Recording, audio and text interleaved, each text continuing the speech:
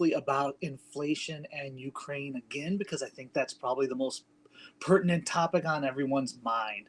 Uh, Real quickly, what I really want to get is this idea of what is inflation, how does it work, and oddly enough, how global conflict can help us handle our inflation problem. Um, so, what happens with inflation? From a technical side of it, it basically means there's more money in the system.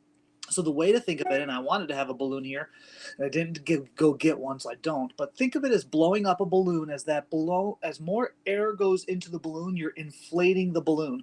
Likewise, as the Federal Reserve Bank and the federal government, as they put more money into the system, either through stimulus or through quantitative easing, which is where they're buying bonds out of the market. They're taking bonds out of the market and putting money into the market, or tax cuts. All of these things are different ways to put money into the system. It inflates the dollar supply. So as a balloon gets bigger when you inflate it, the US dollar currency supply gets bigger and there's more of it.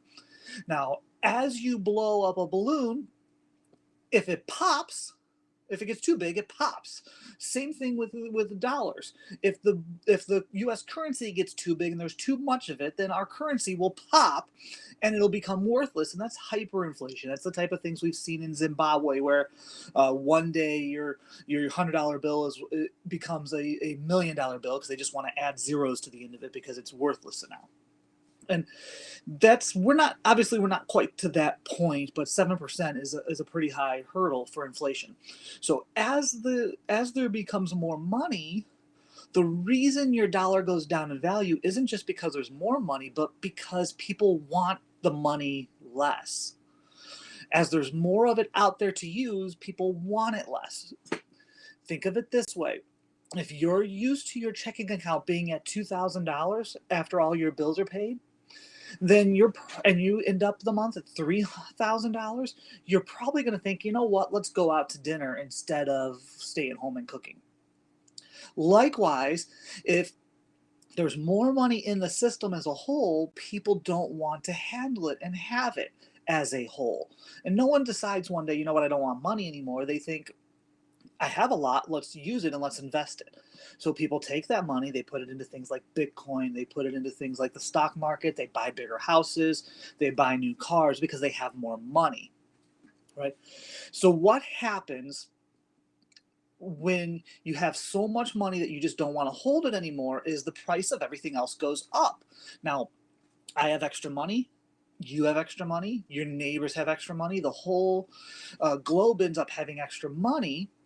What ends up happening is we all decide we don't want the money, we would rather have stuff. So now all of us with extra money decide we want a house, and we go out and we try to buy houses. And I have extra money, I can pay a little more.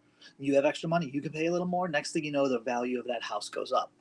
Same thing with the stock market, same thing with cars and everything else. As we have more available money to us, we're willing to pay more. And as we're willing to pay more, the seller can get more, so the prices go up because I outbid you and then you outbid me. And next thing you know, homes are going for $20,000 over asking price the day they're put on the market. So this is how inflation works. Now, the question is, how can global conflict help to slow down inflation? Well, I want to rewind back to 2020, somewhere probably around August. And I thought to myself, it looks unlikely that President Trump gets reelected. So I started to think, what could he possibly do? Or maybe even spring, it might have been. But I started to think, what could he do to help his odds of getting reelected? Well, one of the things I thought of was a global conflict, because a global conflict rallies people together, and if he is perceived as handling it well, and there's a bad guy for him to run against, then he can point the bad guy and say, look, whoever you might be, Putin or anyone else, they're the bad guy, he could run against them. Which is interesting. That's kind of what President Biden did, is they ran against the bad guy.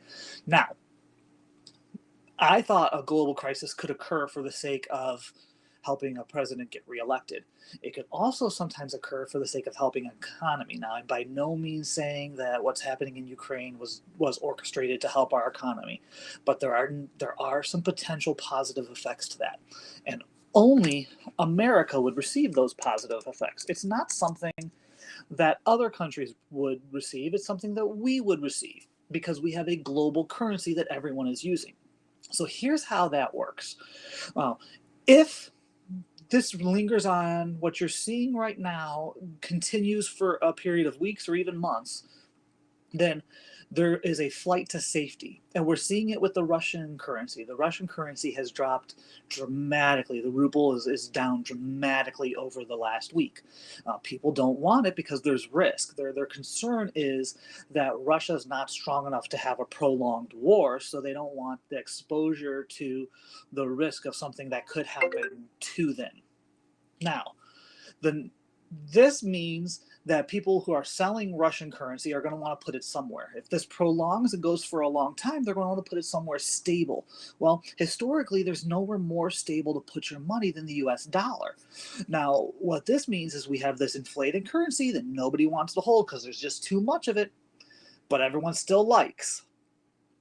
And all of a sudden, the world changes and nobody wants to hold anything else because they're afraid that everything else could lose its value. The money goes into the US dollar. So it could stabilize any risk of inflation on our dollar. And what we will actually see then could actually be disinflation or even deflation, where prices slow down their growth and not only slow down their growth, but maybe even come back off of their highs and things become cheaper because people are afraid and people want their dollars. So think about this in terms of houses again. All right. If you think about it in terms of homes, what we've got here is we've got a situation where I don't want to buy a house because I want my dollars. So that $200,000 house that a week ago I would have paid 220 for, now I don't want because I want to hold my dollars. I want to keep my dollars. So the seller's not listing it for 200 anymore. They're listing it for 190, or they're listing it for 180. And now it's at 180. I'm like, maybe I'll buy it now. So prices will settle back down, and that's deflation. Now, the Federal Reserve hates deflation, so this may be a really, really good opportunity for them, in their eyes at least. I'm not saying it is, but in their eyes, it may be a really good opportunity for them to say, let the markets take control of the inflation problem. Because if a prolonged attack in Ukraine continues to happen, we may see a flight to safety. That flight to safety is going to be a flight to the US dollar. That flight to the US dollar is going to mean everything that we buy with the US dollar becomes less expensive. Now, that doesn't mean things like gold and silver and oil and gas pumps will become less expensive, because those things are going to be affected in different ways also, because gold and silver are sometimes viewed as safety, and gas is going to be obviously disrupted by the fact that Russia is a huge provider of gasoline. Oil, not necessarily gasoline, but oil. So if there's a lot of problems remaining over there, that's going to decrease the flow of oil potentially from Russia. And if sanctions increase or continue, then that will increase the price of Russian oil over other places' oil, which will decrease the amount of oil that's in the market and lead to higher gas prices. So all in all, we're in a really interesting time period. If you need some help, let me know. I'm here for you. Shoot me a message, give me a call, send me an email, whatever you'd like to do. If I can answer some short, quick questions for you, I'll be more than happy to do that for you. It's a weird situation. What I recommend is have your plan in place and stay the course. Ride the ups and ride the downs. Be systematic in your thinking and not emotional, because right now is a really good time to become emotional. If you're going to become emotional, you might as well go all the way, cash everything in, and have fun, because we might get nuked tonight.